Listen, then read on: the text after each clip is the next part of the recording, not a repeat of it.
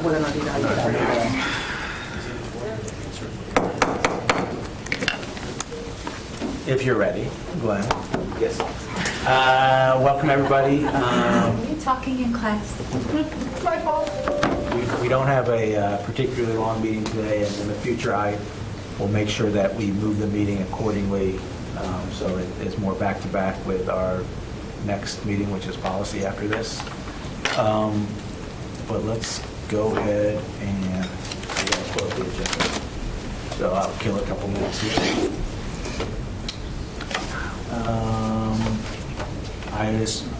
Let's go, Mark, with operations update. Sure, just a couple of brief things. Nate cannot be here today, so I'm here to share information for him, which is not a lot different than what we had to share with you all last time. Staffing levels remain about the same as they have been in the maintenance and operations department. We've had a few retirements, people in the grounds department, but the effort to recruit and maintain continues to be strong. On the transportation side, I think relatively good news. From July until now, and that's, July 1 is kind of our bellwether where we start. So we are up 20 drivers as of today from July 1 of last year. We're making progress, but we still need, more drivers to reduce our reliance on double backs and triple backs. So we are positioned okay right now, as we move forward to finish out this year and into next year. And we're continuing our efforts with recruitment. We have a team, I think I shared last time, that meets every 2 weeks.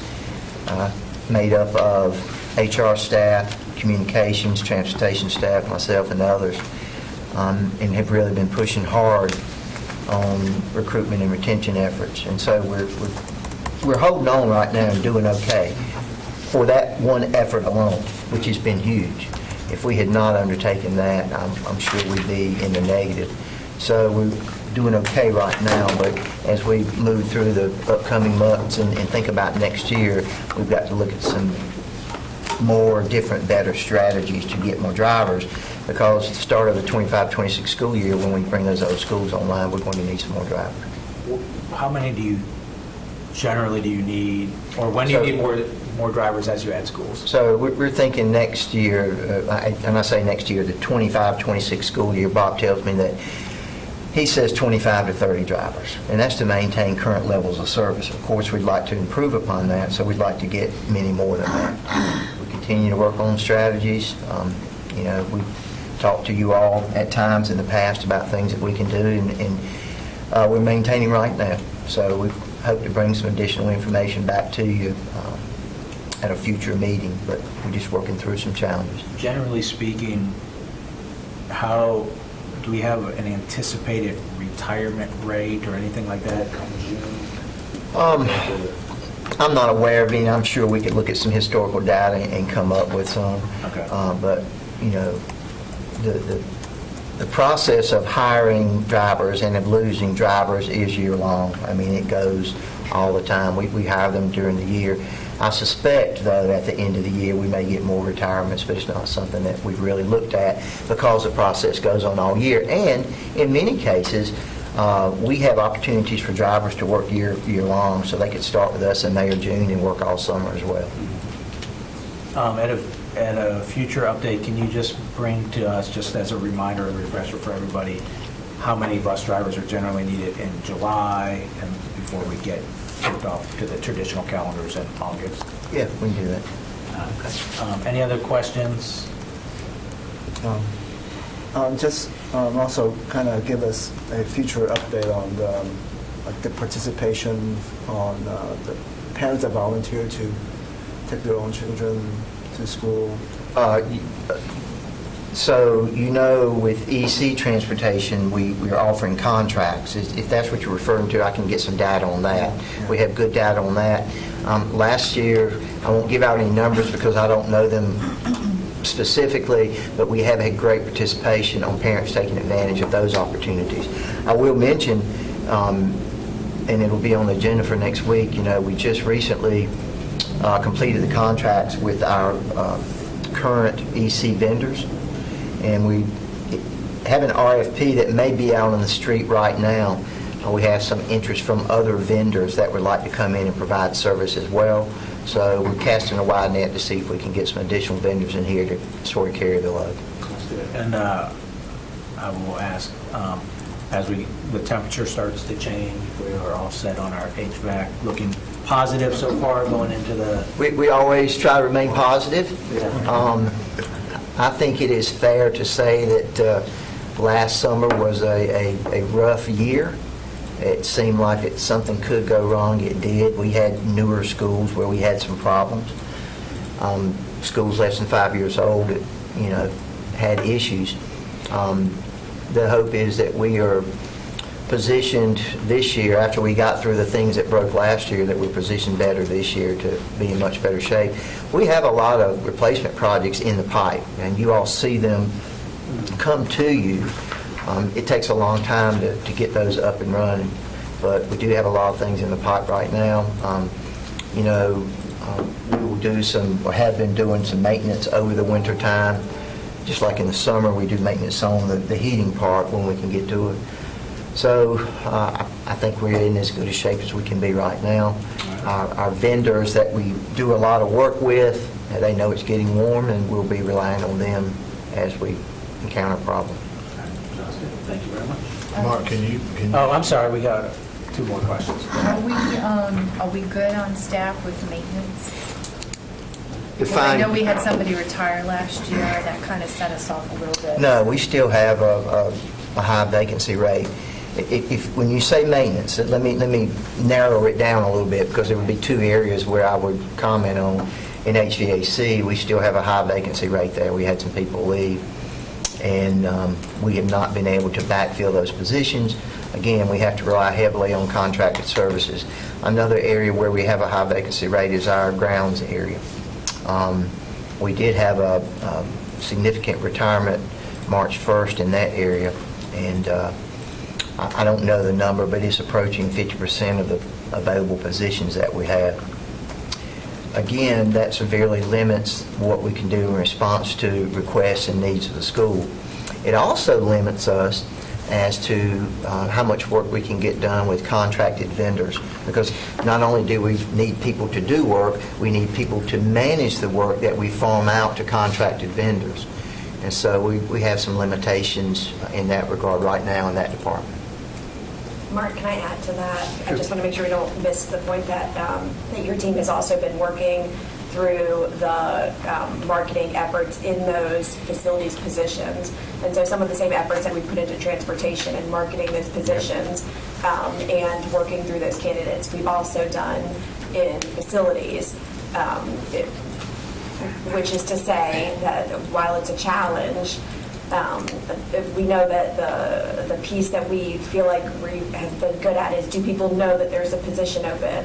Do people know how to apply? Do they know that it's available? Have we reached out proactively to people who might be qualified? But that is not the challenge that we have. The challenge that we have is getting people to accept the job, right, at the pay structure that we have. And we've had some really great meetings about being proactive. To credit to Lisa and her staff, they've done a yeoman's job of pushing things to really get things out there. And speaking of M&O jobs and others, a board member contacted me last week. There will be a job fair coming up soon. A couple of schools are getting together and they're going to have a job fair. It's like a CTE job fair. So we will be present at that, answering any questions and see if we can encourage graduating seniors that may want to come to work with WCPSS to come along. Do you know what school that's at? I do not. I think they were in the western part of the county, but I don't remember the school. Could you share that with us so we could share it with our board advisories and get that out that way too? I know that you get it out, but just keep pushing it, right? Okay. Mark, the only thing I was going to say is to share the impact that new contractors had on HVAC work last year? I know you talked about those contractors that have been partners with us a long time versus new ones, and how we may not have been a priority for them. So I don't know if you've been able. So, you all know I haven't been here a long time this time, but I was here many, many moons ago. And some of the same contractors are still in business and still doing work for us. So when I pull up to a school where we have a problem and I see those trucks that I know, that's a good comfort feeling, because I won't name any names, but it's a good feeling to know that those guys know us and they do give us some priority. We are always looking for new vendors to come in and participate in the work that we have. I think we've had some success with some of those new vendors. Some of them have not been as fruitful of a relationship as we had wanted, but we're always looking for qualified vendors to come in and work with us. As I get calls, I forward them to Nate, and he does the legwork to investigate them. So I know in the past we have asked and talked about market share for, some of these positions when we first started talking about all of this. And Mr. Nader, I think, was trying to work on that. Do we have any idea when that'll happen? As far as, I think there's going to be a comparative study or something. Is Yeah. that what you're Oh, talking yeah. about? Yeah. Just, because if we're getting the message out there, we're letting people know that there's vacancies. We have a good package, right? But if the salary is what's holding us up, we didn't they? kind of need to know. When did they, that was months ago, they said it was going to take about a year. I know they're looking at it. Yeah. HR is looking at it. So you make a great point. It's sometimes you have to talk it up. And so when we get the opportunity to talk to people, we share with them, this is a great place to work. And it's always not just about the money. It's about the atmosphere. It's about the people, the camaraderie. This is a warm, welcoming environment, and we try to create a positive vibe. And we do that. I know I do that with bus drivers and mechanics. We were on a tour of schools last week with Dr. Taylor and some other people, and one of our guys was there, HVAC guy, was there working in a school. He was repairing a unit at the school, and so I took the opportunity to spend some time with him and let him know how important he is.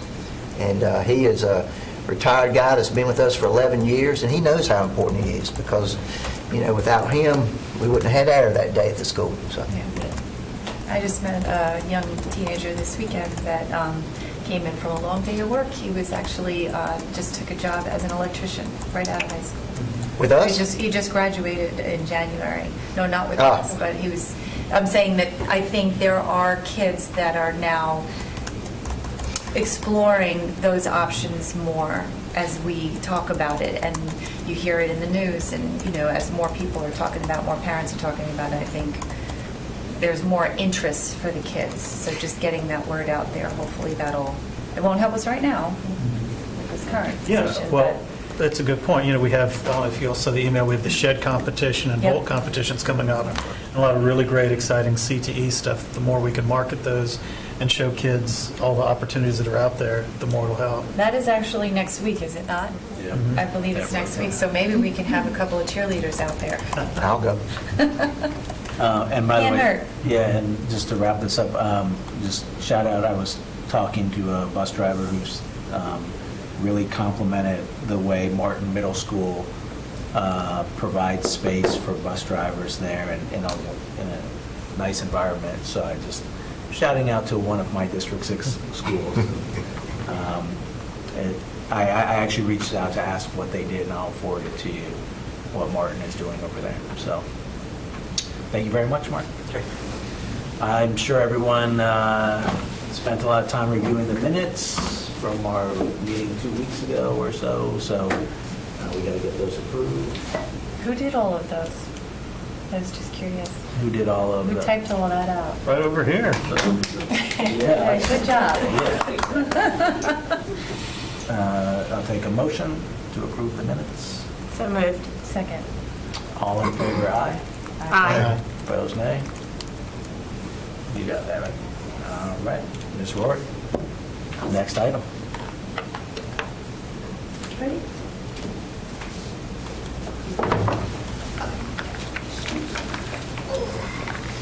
Thank you. Good afternoon, members of the board, superintendent, and staff.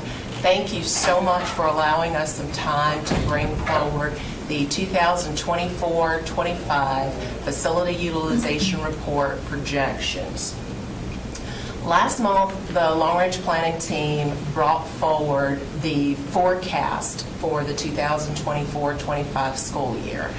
If you recall, we were forecasting that our student population would increase by about 0.3%, which is roughly about 450 students for the 24-25 school year. The results of that forecast is used as the basis for not just budgeting, but also for our projected allotments for the upcoming school year. It is always important for us to stress that not sure what just happened there. I think I hit it, sorry about that. That our enrollment numbers are higher than the ADM, in average daily membership, or our PMR2, Principal's Monthly Report 2. So it's always important to keep in mind that those numbers the enrollment numbers are higher, and we have to provide seats for all students that are enrolled, not just that average daily membership.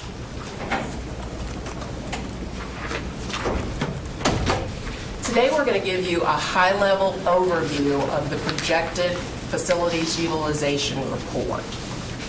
We're also going to highlight what has changed from the 2023-24 facility utilization report. You all are very familiar with the language of the strategic plan. It is always our hope to stress how important this data is, and our work is aligned with the strategic plan as it affects the optimal learning environment and our operational effectiveness.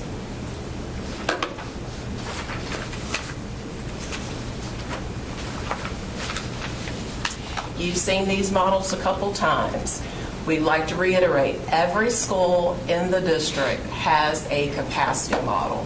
The reason that capacity model is so important is because it gives you a clear picture of how many and what types of classrooms are provided within a building.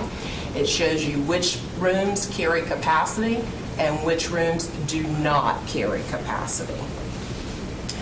We always show the elementary capacity model because it's so important to understand that the number of kindergarten classrooms and the size of those classrooms affects the crowding level at the individual elementary schools, because those cohorts have to age forward and have an appropriate space to be able to accommodate them. One other important thing about the capacity model is that it shows you what the class size target numbers are, and also the legislative limits at our K through 3 class size levels.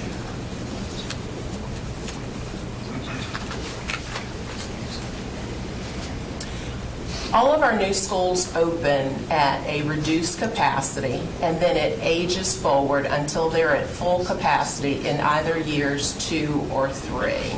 I always like to give high school as the best example why we do that.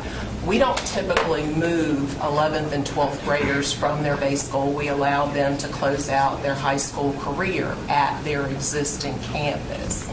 However, the 11th and 12th graders are able to finish out at their existing school year, and we would open high schools with 9th and 10th graders.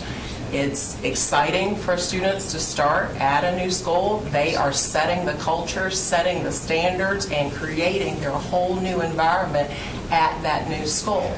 Similarly, at elementary and middle school level, the goal is to allow those 4th and 5th graders or those 8th graders to close out their elementary career and their middle school career at that base school, and then you having the younger grades start the new culture at the upcoming middle schools or at new elementary. Yes, sir. Going back one slide, I just got to ask this question.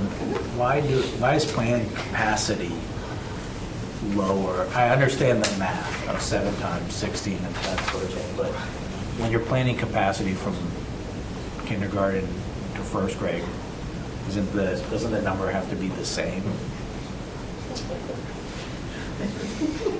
I mean, I'm just saying, so I get the math that you're doing. I get the math that you're using, but from a practical point, And typically thank you for that question. What will typically happen is that we work with the Office of Student Assignment and we create what's called target seats. So we typically use an average number across the board because we understand those cohorts have to age forward. Right. For K through 3, I'll just remind everybody, we also have the flexibility of a +3 at each grade level, but keeping in mind, across the district, we have to meet those goals set forth by the legislator. I have asked that question about how and who and why since my time even over at the facilities side of the house. I've not gotten a satisfactory answer to that question.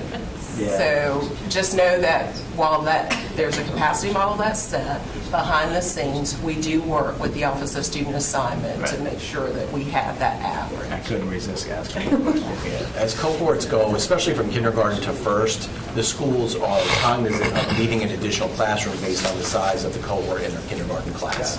Otherwise, they'll try to fill it in a way that they'll flow positively into first grade with needing the same amount of classrooms. Yeah, makes sense. Sometimes I wonder if it's the birthday that the kids are, falling before or after the start of the school year. Does that impact The birthday legislation was changed the year that my children started kindergarten, so it's been in place long enough that that's not having an impact at this Yeah, point. this is the K-3 class size legislation. That's As a why it's reminder, concerned. they're second-year college, so it was a long time ago. I was not going to say. Prior to K-3 class size legislation, it was easier for schools. You could put like 20 kids in a class or 21 kids in a class. And then, you'd roll that same cohort up with the same amount of teachers. But no longer are you able to do that easily under the current restrictions. And it really limits, as we have a transfer window and we know a lot of families are getting denied where they want to go, it really limits our ability to approve transfers because there simply is no space. Yeah, elementary, because of this, is limited across the board. Yeah. And I will say practically, we like to remind everyone that children don't come in these neat little packages in these perfectly sized cohorts. So some schools are able to manage it because they do have a slight decrease in kindergarten one year or a slight increase in third grade the next. But those that don't have that luxury, that have that constant pressure coming from new residential development, will often have to create what we call bubbles, where they're going to grab a classroom and potentially affect program space to be able to accommodate these class size requirements and use their buildings creatively until such a time as we bring it to you and say, we can't do that anymore and we might need to cap it. And especially as students come throughout the school year. And it's not uncommon for, February to need to open up another class to accommodate the growth in the area. Thank you. Thank you for those questions. The format of the FIR has pretty much followed the same format that you saw for the 23-24 FIR with a few changes. You'll note we see a new item up here, or changing a couple of the columns of the FIR. You'll see capacity trailers and/or flex capacity. This coming 2024-25 school year, we will open the first school that has what we are referring to as flex capacity included. Flex capacity does not increase the capacity of the school building. It is treated and counted in the same way that we count trailers. So, for example, at elementary school, if we have 6 flex capacity classrooms, they would be counted at 20 students per classroom. At middle schools, it would be 26 students per classroom, and then at high schools, 24 students per classroom.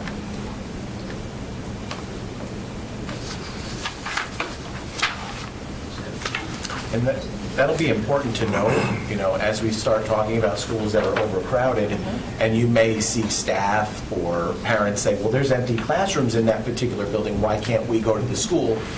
People just need to understand that flexible capacity is built in for the cohorts that we cannot control. So therefore, where we bring on trailers to accommodate that growth in the short term, we will not want to fill the school to the capacity of the flexible capacity so that we still have that balance. Thank you. Now we're going to highlight some of the changes for elementary, middle, and high schools.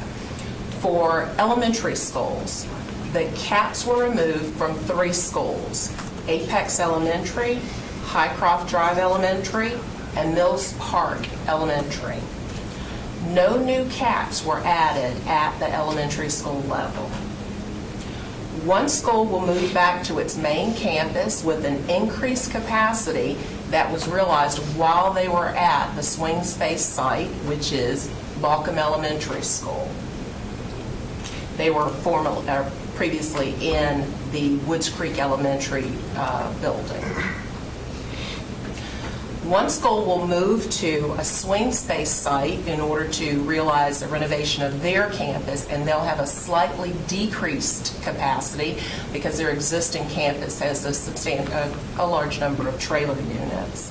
And that is Fuquay Varina Elementary, which will move into Hilltop Needmore Road Elementary. One new school will open at 80% capacity, which is Woods Creek, which will be multi-track year-round. And one school has a calendar change and will have an increased capacity, which is Pleasant Grove Elementary School.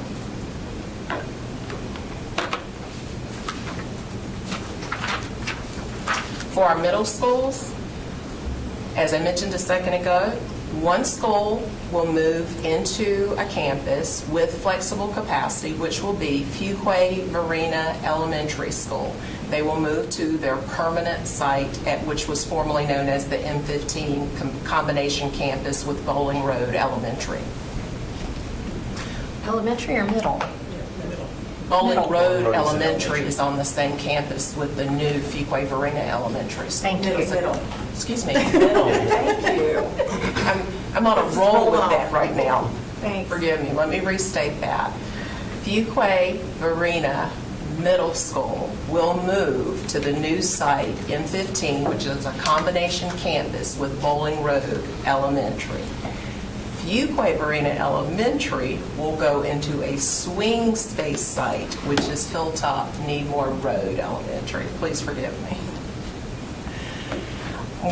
And back to the middle schools. One school will increase capacity to 100% in year 3, which is Herbert Akins Road Middle School. For our high schools, one high school will have increased capacity due to a trailer placement, which is Rollsville High School. One high school will increase capacity in its 3rd year, which is the Wake Early College of Information and Biotechnologies. And we always like to reiterate that the additional component of that particular school will open in a future year alongside the Parkside Middle School opening. Right now it's projected to be 2026.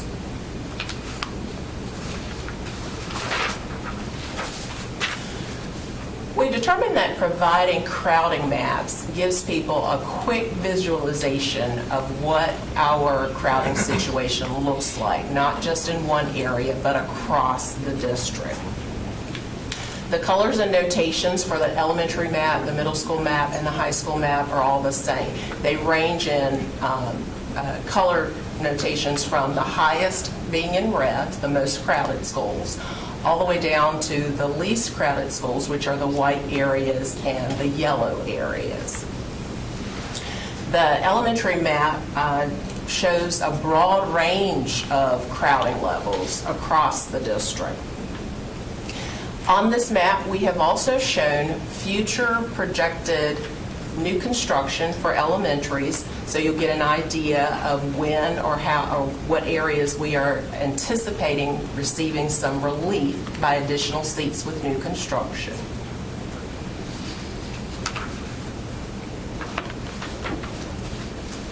For our middle schools, same color notations. You'll note that the majority of our heaviest crowding is in Western Wake and some of the central portions of Wake. For this map, similar to the elementaries, we've also provided the projected new middle school sites, as well as some of our land bank sites, which we will be able to prioritize future middle schools for construction.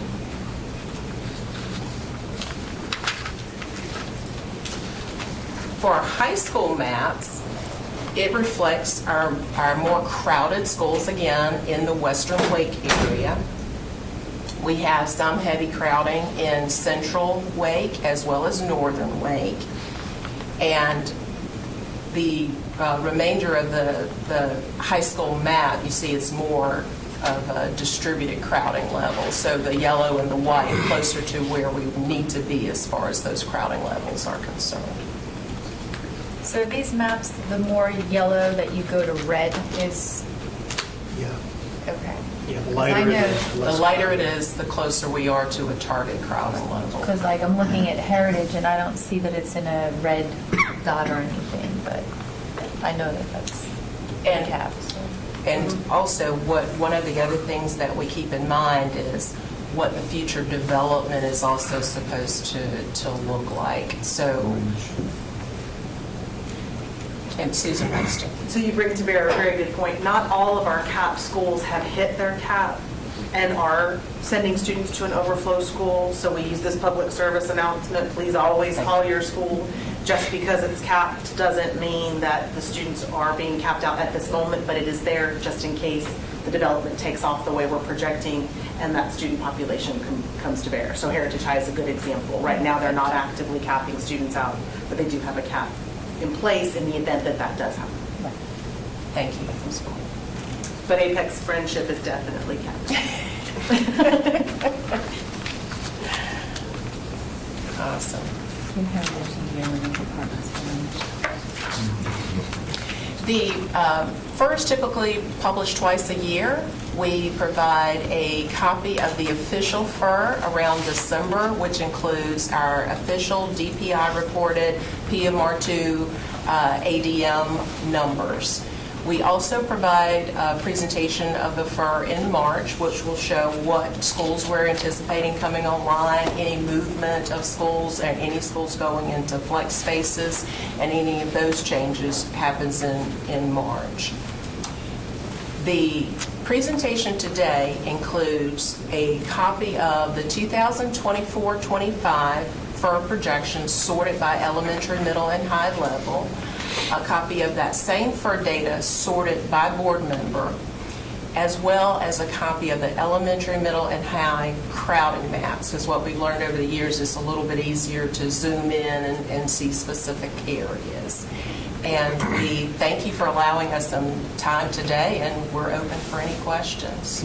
Can you just explain for everyone when a school is over 100%, whatever number you want to pick, 113, 130, 130%, what does that mean? How can a school be over 100%? So the question is, how can a school be over 100%? If we have had more students that have returned to us from other options, say if they were previously in a charter school and came back, we could have an entire, and I'll just throw this out as an example, an entire neighborhood that comes back to, say, Apex Friendship High. If they were in that base area before the cap went on that school, they have a right to attend that particular school. So as those numbers increase, we would do multiple things. We'd either have more students per classroom. In the Apex Friendship High example, a number of years ago, we were able to add a few trailers to that site, but that also meant when you look at that capacity model for a particular school, elementary, middle, high, it says we expect to have 25 kids in this class, or 24 students in this class, or 40 students in this particular band class. When those students come back into that school, those numbers go higher. Excuse me, so the higher that number is, the higher that crowding percentage would go. It also puts strain on the principal with the scheduling. Because you've now got more students than the building was scheduled to hold. So therefore, they have to manage, longer lunch periods, transition times to allow students to use the bathrooms that are generally overcrowded, and then, work just through the general day-to-day issues and concerns that you have with having a lot more students on that campus. Parking. So when people are looking to transfer and they can pull up a number and they see it really, while there may be that rare time when there's a seat available at a school that is at 113%, when they see those numbers, it should really give an indication that it's likely to be a tough transfer into if it's well over 100%, especially, and to really keep that in mind when doing transfers. Correct. And we also have information on the website that can guide parents as they look at potential schools they'd like to transfer to. We have a list that will tell you the status of the school as well. And just to reiterate, any seats that might be available at one of those or crowded schools would need to be held in reserve for the new families moving into the actual base attendance area for the school. So we do try really, really hard to protect those seats. Yeah. Which is part of the reason by policy we wouldn't put it into a crowded school if we can have other specific reasons. And then without knowing specific grades, when you only have the total school number, that can be deceptive too. Yeah. And I will say an improvement we're going to make this year, since we somehow got transfers involved, is that we typically have only updated the list that Mr. Groza referenced once a year. We're going to update that a couple of times throughout the year so that if a school becomes closed over time or because of some reassignments becomes open over time, we'll make those updates a couple of times a year. But for right now, the list that's up is the most up-to-date that we have that's based on these projected practice numbers. Thank you very much. Any other questions? Okay. Just if you could just indulge me and give me some historical context for the Track 4 schools. I mean, I know of mine that it's Track 4, but is it the same story in terms of how it ended up becoming a Track 4 only, or how did that come So across? historically, Track 4 schools were born from multi-track year-round schools, right? And then we scaled them back to Track 4 only when we didn't have any forecasted growth in that particular area, didn't have the need for the multi-track year-round calendar. Because when you use a multi-track year-round calendar, you can fit at an elementary school 25% more students if you're filling it properly, right? And so at that point, if you don't need the additional seats, we've scaled it back to Track 4 only to provide some stability for families, because going from a multi-track year-round calendar to traditional can be disruptive, so we try to scale that down for families as much as possible. And so therefore, we've kept them over time, because as we've grown in certain areas, and there hasn't been a lot of appetite from previous boards to change some of the schools to traditional calendar, we've continued to keep those. We're also planning to use Track 4 to compete with market share. We have some private and charters that operate on a multi-track year-round calendar, a Track 4 type of calendar. So we will plan to continue to try to use those to win back market share as well as we move forward. And I will add to that, we have had an incidents in the past where we had a school that was traditional, it was super full. We changed the calendar to multi-track year-round, it became under-enrolled. So we switched it back to traditional. As soon as we did that, it filled all up again, and now it's capped. So it's not just a challenge for the families, it's a challenge for staff. Predicting parent behavior is very difficult. Thank you. Any other questions? Thank you very much. Thank you so much. So, we don't have a lot left, but there is a couple of new business items to bring up. Back to my agenda. The first business item in this, so board members are aware, some of our downtown, some of our Raleigh schools at least, I'm not sure that this really impacts anyone outside of Raleigh, but some of our Raleigh schools where a downtown neighborhood has been assigned to Ruth or to a Lacey, those PTAs have done a really good job of utilizing buses to go pick up families, bring them to events in the evenings, just to make sure that they feel welcome. What has occurred recently is they're not able to do that anymore. From my understanding, it's an insurance issue. And this is causing a bit of a problem for those schools and for those PTAs. I'm just going to read an email real quickly, so staff, because I want staff to hear it, and my fellow board members. This is the Route PTA reaching out to me. To this date, they haven't gotten an update on alternative transportation options. And so here's kind of an example of what happened, the negative impact of that. They had curriculum night on Thursday, the 7th, last week, the first event since buses were disallowed, and there was minimal participation from neighborhoods that are further away from Route than their normal neighborhoods right around Route. I shouldn't say normal neighborhoods, but the neighborhoods right around Route. They offered Uber gift cards for anyone needing a ride. 4 families reached out. A couple of those gift cards were used.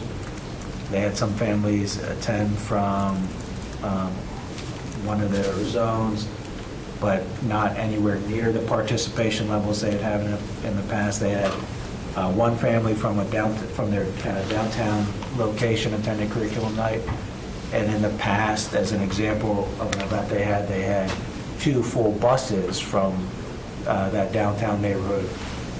So it's had a really negative impact. I understand the insurance issue, but I just wanted to put that out there for our board members and for staff that, what are we going to do? Because this is, we talk about, we get it from student assignment that how do they, where they're assigning families to these schools, we can't then cut them off. And so what are we going to do as a school system? Name and contact information they can talk to understand alternative vendors would be grateful. And I know Mark knew I was going to bring this up, so I just, if anyone has any questions or if Mark wants to, yeah. Do we know, have we had feedback as to why they have not done, I know a lot of families that are going back to work in the office versus remote. Did that affect, now that everybody's starting to get back into a momentum, do they not have the time? Is it the timing? I think it's or- just transportation. It is some of it's work if it's difficult, because we are, it's easy for me to get to Douglas because I can walk to Douglas in 10 minutes, where my son is. But if I was going out to Leesville or somewhere else, just as an example, to use me, that's 20 plus minutes, and not all of our families have that kind of time.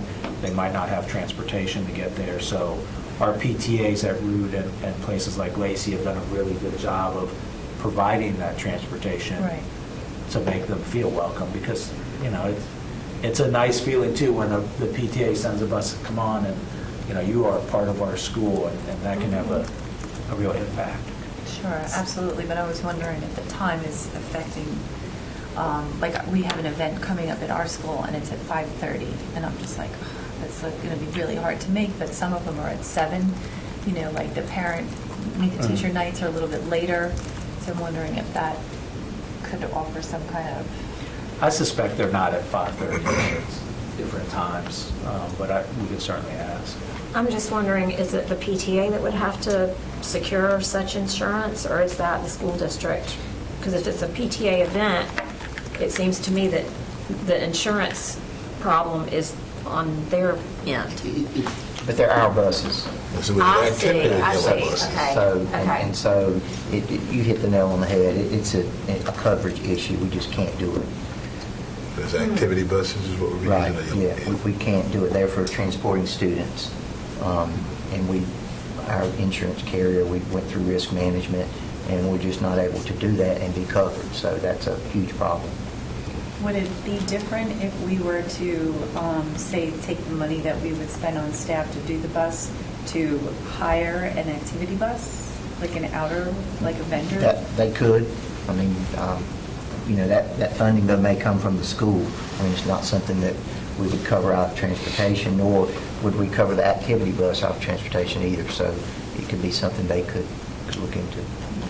Well, it's certainly not equitable, so it's something that needs to be fixed. I don't know what that fix is, but, I mean, there are plenty of charter, right. like buses that you can, hire for like the evening kind of thing. That might be something that we can. Well, I think one issue would be what's the cost difference? If there's a significant cost difference, what are we doing to help balance that? Because I assume they haven't been paying very much for it in the Probably just past. mileage, so probably, Yeah. and the driver.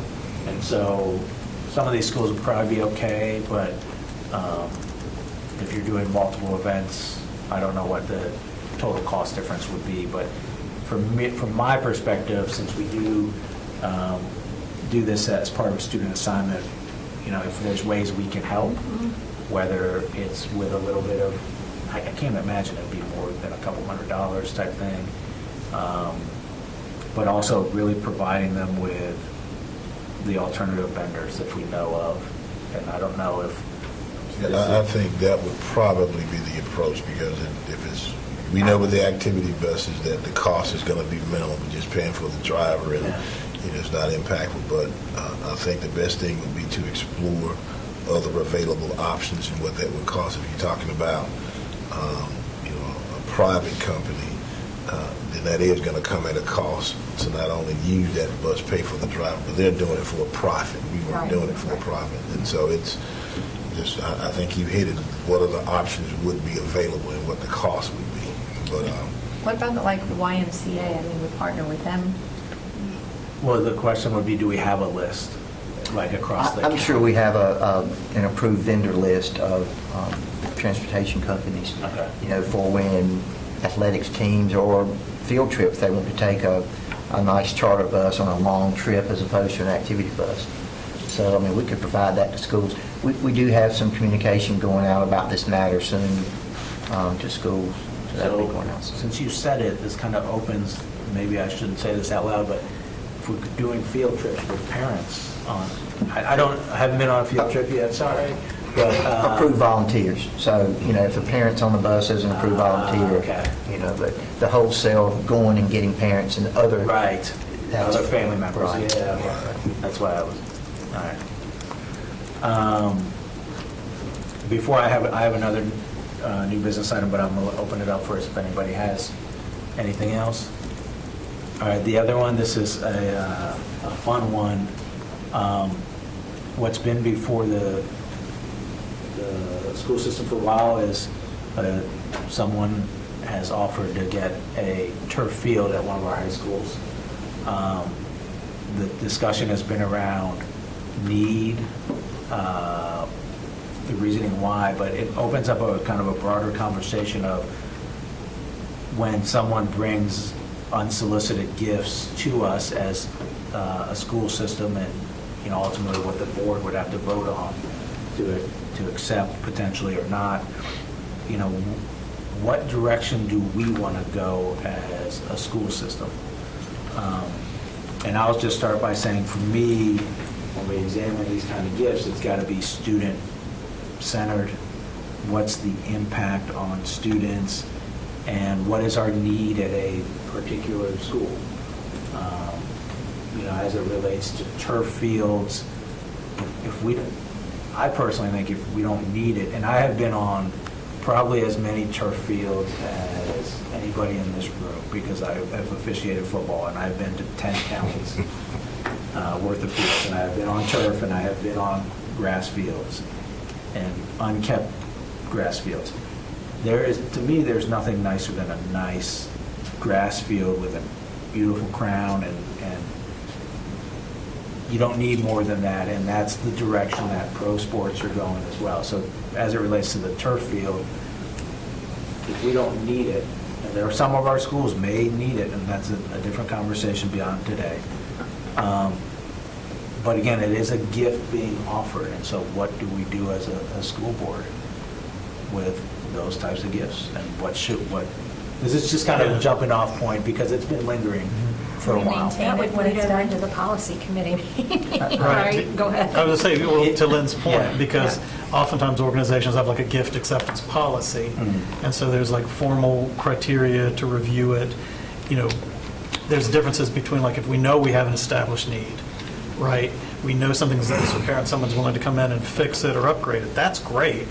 But where someone has a gift that you didn't ask for, or maybe it hasn't been an identified need, then you kind of maybe have to have a little more scrutiny to it, especially like if you still have other needs around, you don't want to give up something that you could get for free, but I think you do have to kind of weigh it, like, what is this gift going to cost us to maintain it? Are there strings attached? If it's just a gift, that's great, but if it's like, well, we want to give you this gift and we want naming rights and advertising and, you know, if it's like new bleachers, we want our own luxury box, you know, whatever it is, Yeah. you have to weigh all that, don't you think? And the maintenance aspect, right? Because now they may give a gift like we just had in Garner High School, for example, the softball team, they had, somebody was gifting them the lights for them to play. And then they passed away, so that option was no longer available. But now who turns the lights on? Who's responsible? You know, so the same thing with the turf, if they have to replace it, now you're left with the field that needs to be replaced. We don't take up that cost, correct? So kind of two things here, and you know, we are in those discussions. So part of it is looking at a site and determining, based on the site, if they would benefit from a turf field, because we know that there's some sites whose space is not as large. But the other piece is about how do you maintain a gift after it's been donated, and so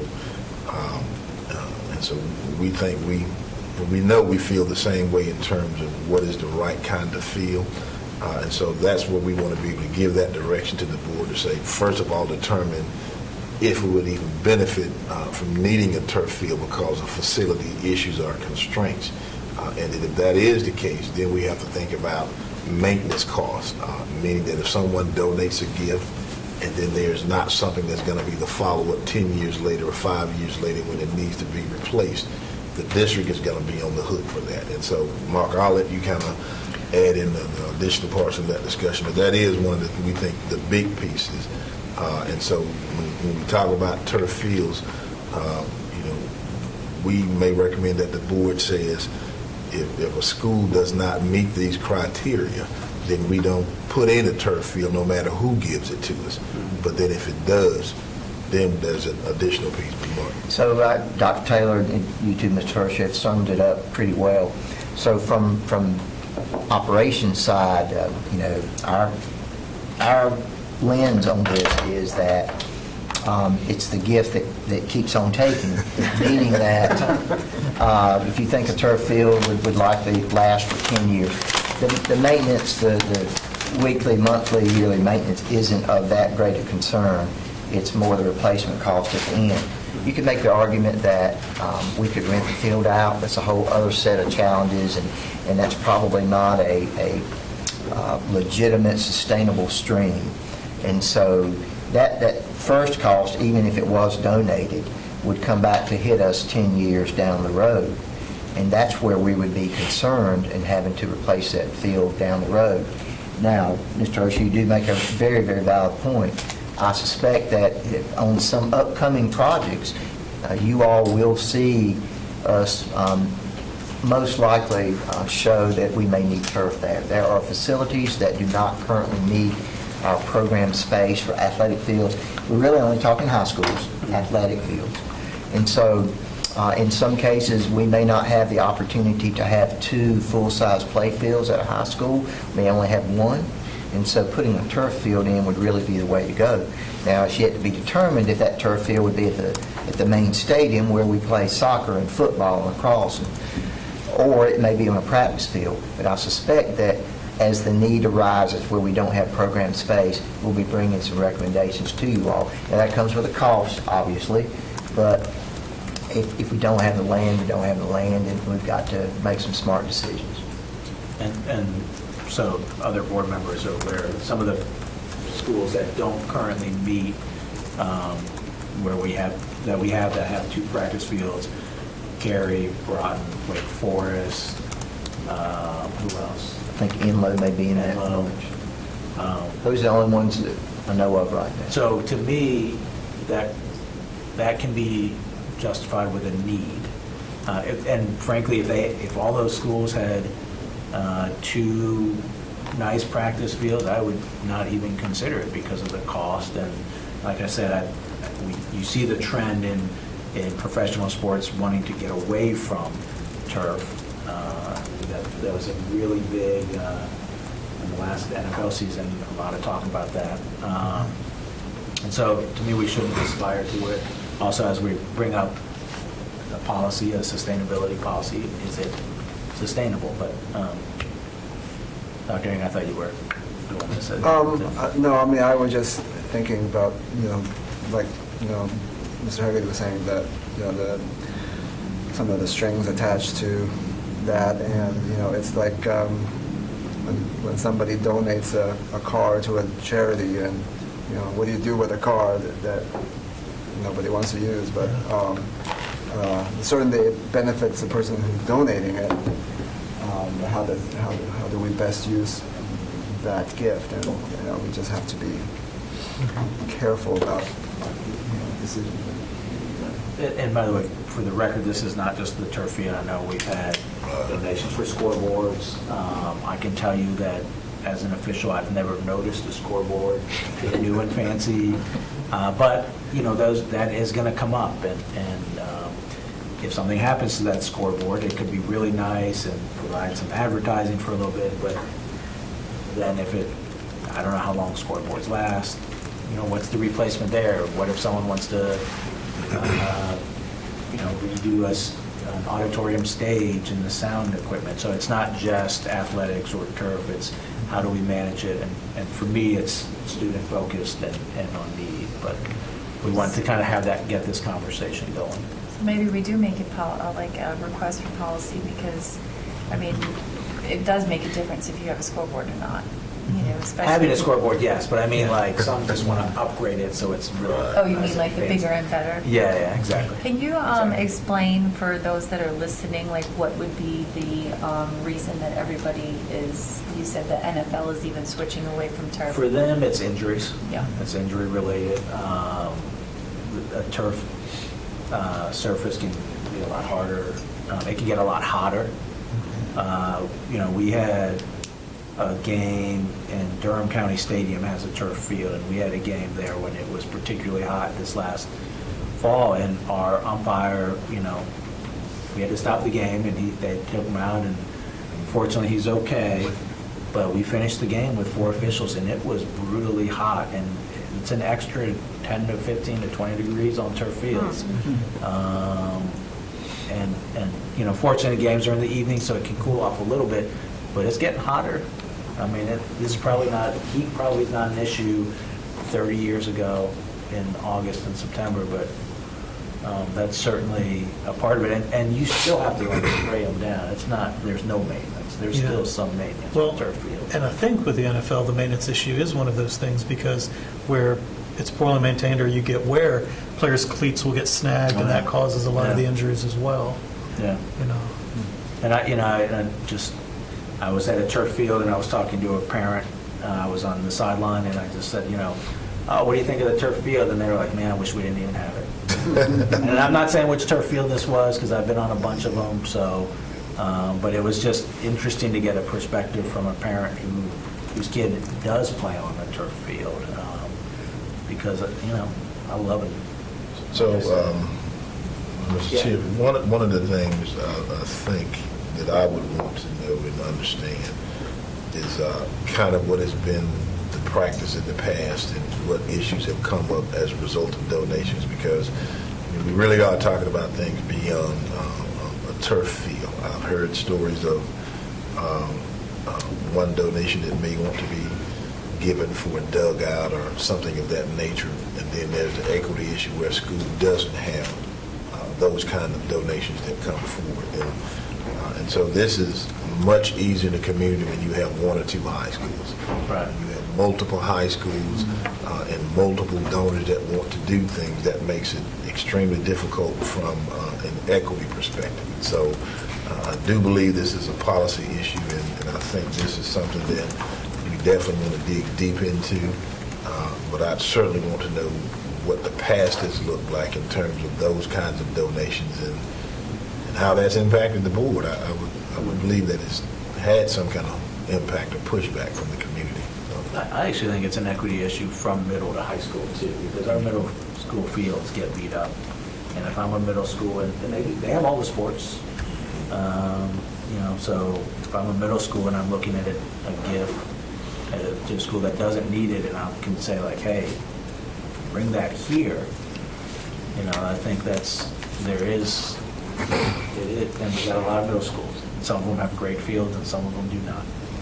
And that's just the reality of middle schools. It is, and it's also a reality of the funding that we have in order to Right. support things. I'll tag along on the issue of dugouts. Our program for high school dugouts is a fenced dugout. Yeah. And so what has happened in practice, and I think this is pretty good, is the schools will embark on fundraisers with the assistance of FD&C, to install dugouts.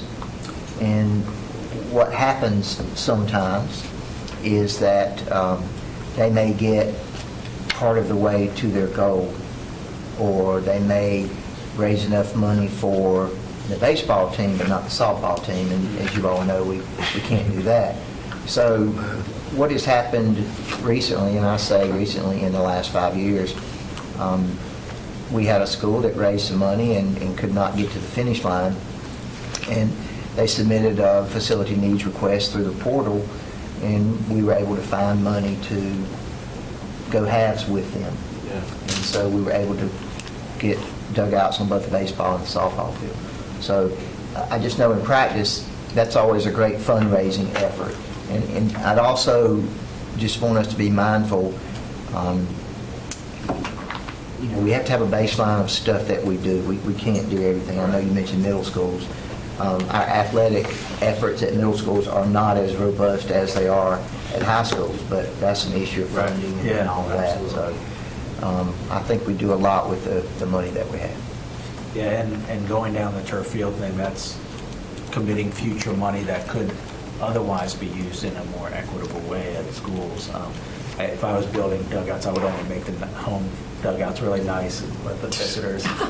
I'm just teasing. That's what they do in stadiums. I can't help it. Anyways, did you have any? Not on the Oh, turf. Okay, anything? I didn't know if we were going to talk about it this time. I had spoken briefly about the calendar, the track out day, not track out days, the days off for the teacher work days, where we're going to place them. Was that this month? No, it'll be in a future. Calendar calendar. on the 19th of the work session. Yeah. Okay. All right, any other new business? I sent you guys that email. Yeah.